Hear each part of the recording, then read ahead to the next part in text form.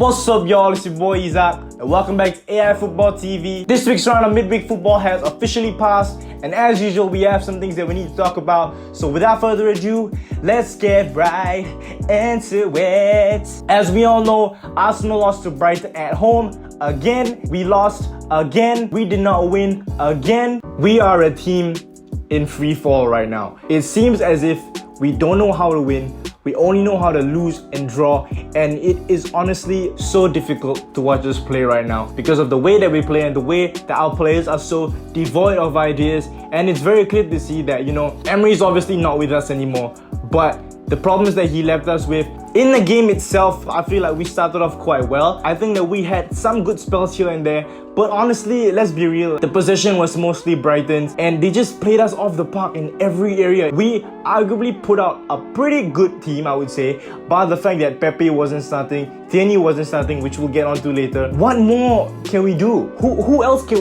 can we blame for this now? Obviously, now that Emery's not with us anymore, it's very clear that the blame has to be shifted to the players, and rightly so. The way that we were playing, the players just looked lost with no direction. It seems as if we just don't know what we're doing anymore. The system, whatever we put out, just doesn't seem to work. And quite honestly, I feel really bad for Freddie, because you would think that the players, knowing that he's a legend of the club, he's an invincible, you would think that they would do their best for him because they know how much this means to him and how much it should mean for them as well. But we struggle. It's like we played with no heart, with no desire, and it's just so sad to see. It's like we are a club in free fall right now. The only positives in that game was when Pepe came on. Obviously, he made a difference right away. The impact that he made, it didn't make sense. Like, why did we not start him? Why did we not start Pepe? Why did we not start Tierney? Don't get me wrong, I'm not gonna blame the loss on Freddie, obviously, because honestly, he's not the right guy for us. I genuinely feel like he's not gonna be the one that takes us forward. His previous managerial experience before this was with the under-23s, but this isn't the under-23s anymore. This is the Premier League. This is for the big boys. I feel like the board right now have to act quickly to get a manager before the season ends, because if we wait out these results all the way to the end of the season, it's gonna be a very, very long season ahead of us, because we're gonna struggle with the fixture list that we have coming up for us, especially in December. We're playing the likes of Chelsea, United, and City. Bro, we could genuinely be so near the relegation zone, or even in the relegation zone. And it really pains me to say that, because a few weeks ago, obviously, if somebody told you that we are playing so badly that we could possibly be relegated, you would laugh at them, because you would think like, no way, Arsenal, like, I know you're playing badly now, but you're not gonna get relegated. That's impossible. But seriously, look at the way we're playing right now. I'm not saying we're gonna get relegated, but obviously we are playing in relegation form. The signs are just really bad. So unless something magical happens, unless the players just fix up, you know what, I feel like top 6 is out of the question. I genuinely don't think we're gonna finish even in top 6 right now. I'm not saying it's impossible, obviously, because the season is still a long way to go, but it just seems so unlikely now.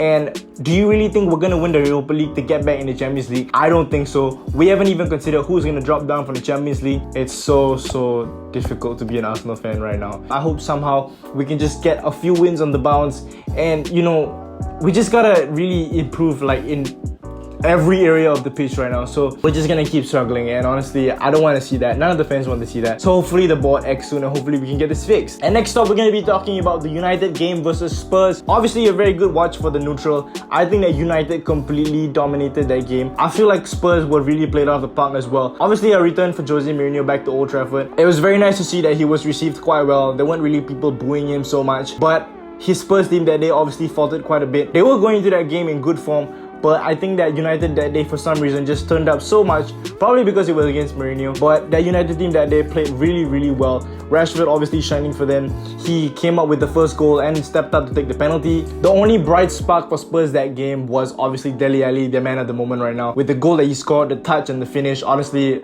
really good goal. But I think that United probably proved too much for them in that game. Obviously, the likes of McTominay and Fred, I feel like they dominated the midfield quite a bit. Is Ole back at the wheel? Are they back on the ascendancy? They are now in 6th place, so obviously they are where they want to be. Honestly, heading into the second half at 1-1, I thought that it was going to be a very tight game. Obviously, I thought there were going to be more goals in it, but both sides were really compact. So obviously a very well deserved result for United, 2-1. And now they can go into the Manchester derby this weekend with a bit more confidence. So let's see how that goes. And now with the midweek football over, we're now going to be previewing this weekend's matches. So first up, we're going to be previewing the highly anticipated Manchester Derby. Man United are taking on Man City at the Etihad in the Manchester Derby this weekend. You could say that both sides are heading to this game on the back of two strong results. Man City obviously winning their last game 4-1 against Burnley, and United, as we all know, winning their last game against Spurs 2-1. Now we all know that Man City have obviously had their defensive issues this season, but going forward, obviously there's no question about it. We all know how powerful and how much firepower Man City have, with the likes of Mahrez, Sterling, and even Gabriel Jesus, who did score a brace against Burnley. But United and Oli especially would want to get two good results against two top 6 teams consecutively. Obviously that will be a really good thing for them. But City are playing at home, and we know how strong they are. We know how free-flowing their attacking football is. For as good as United have been, especially in that Spurs game, I think that City's firepower might just be a bit too much for them. So that being said, I'm going to predict this game to end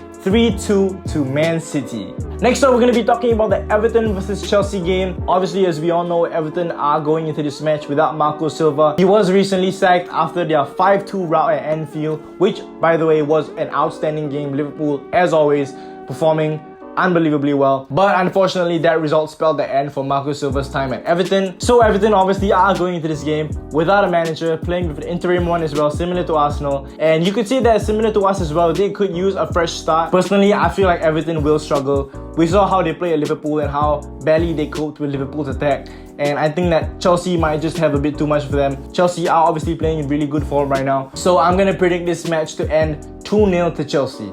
And last but not least, we're going to be previewing the Arsenal versus West Ham match. Arsenal obviously lost this same fixture last season 1-0, and you could argue that at the time we were not playing as badly as we are now. So we all know what that means. West Ham are going to this game obviously at the back of a 2-0 loss against Wolves. So they're not going to this game with a lot of confidence as well. And from an Arsenal point of view, I just think it's really hard to see us winning this game as well, because obviously our players just look so short of confidence right now. Don't get me wrong, I'm really trying to be positive about this. Obviously, Freddie now has had 2 games with the boys, 1 game away and 1 game at home, so he has had a bit more time with them now. Hopefully he can get the system a bit more correct this time. If he starts the right players in the right position, don't play Mesut Ozil on the wing, don't play Aubameyang on the right, you know, all these little things, if he gets it right this time, maybe we have a chance of winning. And it's really sad to see that we have to even discuss about whether Arsenal can win against West Ham. I feel like that just shows how much we have dropped, how much we have just fallen. But I feel like this is going to be a good opportunity for us to get things right. Obviously, West Ham are, as we all know, not doing very well this season. So this is going to be a good opportunity for us to get the 3 points, which obviously will be very important for us. From a West Ham point of view, you could say that they will probably feel like they can get at us. Everybody in the league probably knows how leaky our defense is, how easily we are able to get at. So that being said, I think that West Ham will probably fancy their chances. At this point, I'm not even really begging for us to win anymore. I just want to see us put one good solid performance, because honestly, the entire season, in all the matches that we played, we haven't done that yet. And I think it's very important that we start doing that right now. Both teams are obviously going into this game on the back of losses, and I think that both teams honestly are as bad as each other right now. Honestly, I really wanted to give a more positive prediction about this, but realistically and objectively, I don't think we're going to win this game, but I don't think we're going to lose as well. So that being said, I think that we're probably going to draw this game 1-1. So there you have it, that is my match day prediction for this weekend. Obviously, midweek football has been nice. Not obviously for some others like us as Arsenal fans. I hope you guys enjoyed this video. Let me know what you guys think about how poorly Arsenal have been this season.